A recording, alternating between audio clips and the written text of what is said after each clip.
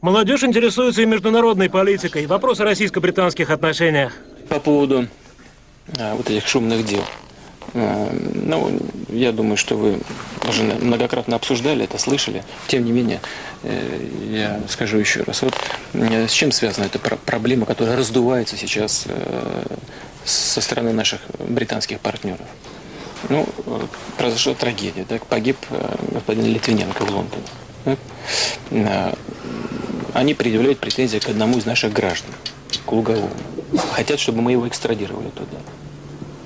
Но у них в Лондоне прячется 30 человек, которые разыскиваются нашими правоохранительными органами за совершение тяжких и особо тяжких преступлений.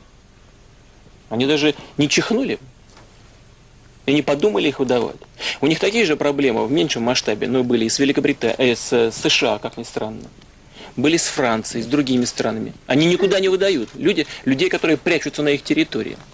В том числе и людей, которые подозреваются и обвиняются в террористической деятельности. А к другим странам, к нам в том числе, они предъявляют какие-то повышенные претензии. В том числе дают оскорбительные, на мой взгляд, для нашей страны, для нашего народа советы поменять Конституцию. Мозги им надо поменять, а не Конституцию нашу. Мозги.